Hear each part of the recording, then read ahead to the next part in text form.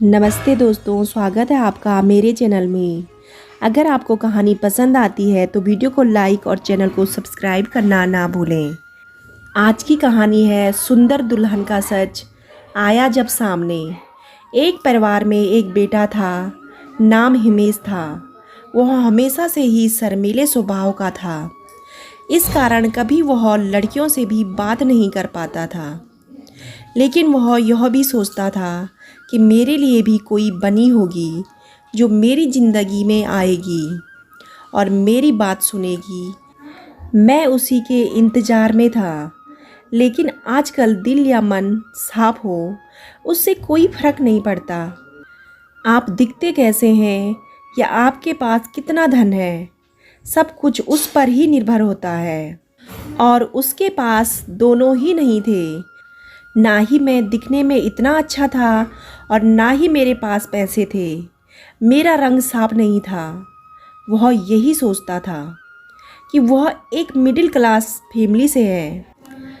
उसके पिताजी का स्वर्गवास तब हो गया था जब वह 10 साल का था। उसकी बड़ी बहन और उसकी जिम्मेदारी उसकी माँ पर आ गई थी। उसकी माँ ने जैसे तैसे उसे इस काबिल तो बना दिया कि वह अच्छे से अपना जीवन चला सके। कर्ज लेकर उसने अपनी बहन की शादी भी करवा दी। इन्हीं सब जिम्मेदारियों के चलते उसकी उम्र निकलती गई। उसकी माँ को उसकी शादी की बहुत फिक्र रहती थी। बहुत जगह रिश्ते देखे, लेकिन बात कुछ बनी नहीं। फिर एक दिन अचानक ही उसके घर में एक रिश्ता आया। वह घर ही आ गए थे, हिमेश का घर। और हिमेश को देखने के बाद उनकी तरफ से हाँ थी। लड़के की तस्वीर उन्होंने दिखाई। लड़की बेहद ही खूबसूरत थी। हिमेश को लड़की देखते ही पसंद आ गई थी। लेकिन फिर हिमेश के मन में निराशा आ गई, क्योंकि उसे पता था कि इतनी सुंदर लड़की ने उससे शादी करने को हाँ क्यों करेगी। इससे पहले भी उसके साथ यह कई बार हो चुका है। इसलिए उनके जाने के बाद उसने अपनी माँ से कहा कि हम वहाँ नहीं जाएंगे। माँ ने पूछा क्यों? मैंने कहा कि वहाँ जाकर समय खराब करने से क्या फ़ायदा होगा, क्योंकि लड़की वैसे भी उसे देखते ही मना कर देगी। लेकिन माँ ने कहा कि कुछ भी हो, वो हमारे यहाँ आकर अपने घर आने का निमंत्रण देकर गए हैं। हमें जाना चाहिए। माँ के कहने पर वह वहाँ जाने को तैयार हो गया। लेकिन हिमेश के मन में कोई उत्साह नहीं था। वह उनके यहाँ पहुँच गए। उनको देखकर वह खुश हुए। लड़की का नाम करीना था। हिमेश वहाँ जब बैठा था तब वो नीली साड़ी में चाय लेकर आई। बहुत सुंदर लग रही थी, लेकिन उसे पता था कि उसे खुश नहीं होना है। उसकी माँ ने थोड़ी देर बाद कहा कि कुछ बात करनी है तो कर लो। लेकिन हिमेश ने ही उस समय मना कर दिया, क्योंकि उसे देखकर उसका आत्मविश्वास ही चला गया था। उसने कहा नहीं ठीक है, आप बड़े लोग जो सही समझे वह अपने घर आ गए। उसे पता था कि उनकी तरफ से कोई पूछ परख नहीं होने वाली है। उसने उसका ख्याल भी अपने मन से निकाल दिया। लेकिन फिर कुछ ऐसा हुआ जिसकी उसे उम्मीद नहीं थी। काम से जब वह घर आया तो माँ कहती है कि उनका फ़ोन आया था। अपना जवाब पूछ रहे थे। उसे विश्वास नहीं हुआ। उसने पूछा कि उनकी तरफ से हाँ है। माँ बोली कि वह तैयार हैं। जब ऐसा होता है तो दूसरा ख्याल यही आता है कि शायद कुछ कमी होगी, वरना मुझसे शादी को हाँ क्यों कहती। हिमेश यही सोच रहा था। माँ से कहा कि ठीक है, उनकी हाँ है तो अब वह लड़की से बात करना चाहता था। माँ ने यही बात उनसे बोली।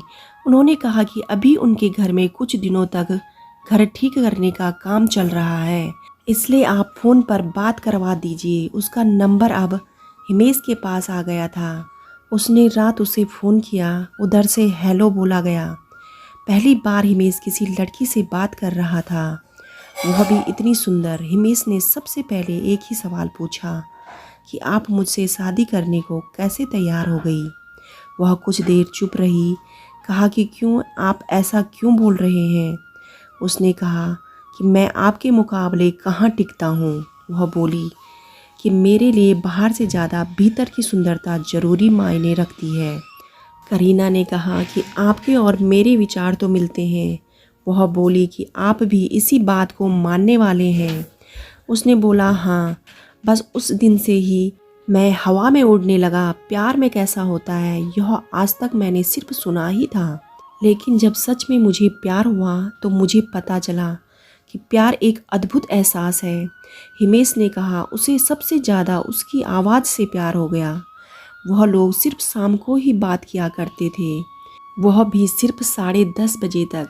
शादी के लिए तारीख पक्की हो गई थी। शादी की तारीख पक्की हुई तब हिमेश बहुत खुश था। उस शाम जब उसने करीना को फ़ोन किया तो हिमेश ने उससे पूछा कि कैसा लग रहा है तुम्हें। करीना की तरफ से थोड़ी देर तक खामोशी रही। हिमेश ने पूछा क्यों तुम खुश नहीं हो। उसने कहा कि मैं तुमसे मिलना चाहती हूँ। मिलना मुझे भी था, लेकिन मैं कह नहीं पा रहा था। हिमेश ने कहा लेकिन उसने ही बोल दिया। उन लोगों का मिलना तय हुआ। अगले दिन सुबह सुबह ही हिमेश की माँ कमरे का दरवाज़ा ज़ोर से बजा रही थी। वह नींद से उठा। उसकी माँ को उनके किसी परिचित से उस लड़की का सच पता चला। उसे सुनने के बाद हिमेश को पता चला कि इतनी सुंदर होने के बावजूद उसने उससे शादी को हाँ क्यों कहा। आखिर वह भी उसका फ़ायदा उठाना चाह रही थी। हिमेश की माँ ने उन्हें भला बुरा कहना शुरू कर दिया। उसी समय उन्होंने रिश्ता तोड़ने का मन बना लिया। मुझे आज उससे मिलना था। वह सोच रहा था कि माँ जो कह रही है वो कैसे सच हो सकता है। हिमेश उससे मिलने गया। एक रेस्टोरेंट में मिलना तय हुआ था। हिमेश वहाँ जल्दी पहुँच गया। बस यही सोच रहा था कि माँ जो बोल रही है वो कैसे सच हो सकता है। कुछ देर बाद वो आई। उसके साथ में एक लड़की और भी थी। वो दोनों उसके पास आकर बैठ गए। करीना के चेहरे पर एक डर सा था, घबराहट थी। हिमेश ने उससे पूछा कैसी हो। उसने सिर्फ सर हिलाया। हिमेश ने फिर पूछा कि मुझे क्यों बुलाया था। मेरे इस सवाल के बाद जो जवाब आया उससे माँ को जो पता चला था वो सच ही निकला। जवाब करीना ने नहीं, उसके साथ आई उस लड़की ने दिया, और आवाज़ वही थी जिससे मुझे प्यार हो गया था। लड़की करीना की चचेरी बहन थी। वह बोली कि हमने आपसे एक बात छिपाई है। करीना बोल नहीं सकती। करीना की जगह मैं आपसे बात करती थी। करीना उसके साथ बैठी रहती थी, लेकिन करीना चाहती थी कि शादी के पहले आपको सच्चाई पता चल जाए जो उसके घर वालों ने छिपाई है। यह आपको पर्दे में नहीं रखना चाहती थी। अब आपका जो भी फैसला हो वह करीना को मंजूर है। सभी ने अपनी बात बता दी। हिमेश की माँ ने कह दिया कि शादी नहीं करेंगे। करीना ने हिमेश को सारी सच्चाई बता दी और उसे डाल दिया दुविधा में। उसे अब धोखेबाज भी नहीं कह सकते थे। वह सच बताने के लिए ही वहाँ आई थी। उसकी आंखें उसे बहुत कुछ कह रही थी। हिमेश उसे मना कैसे कर सकता था। उसने उसका हाथ पकड़ा और कहा कि क्या तुम भी मानती हो कि बाहर से ज़्यादा भीतर की सुंदरता ज़रूरी है। उसने हाँ में सर हिलाया। हिमेश की माँ को मनाना थोड़ा मुश्किल था, लेकिन वह जानता था कि वह मान जाएंगी। उनके घर वालों ने सच छिपाने के लिए माफ़ी मांगी। करीना और हिमेश की शादी हो गई। बिना बोले भी वो बहुत कुछ बोलती है। प्यार में शब्द कहाँ ज़रूरी होते हैं। यह तो एहसास है जो महसूस किया जाता है। दोस्तों, आपको कहानी कैसी लगी कमेंट करके ज़रूर बताइएगा। कहानी अच्छी लगे तो वीडियो को लाइक और चैनल को सब्सक्राइब करना ना भूलें। कहानी सुनने के लिए आपका बहुत बहुत धन्यवाद।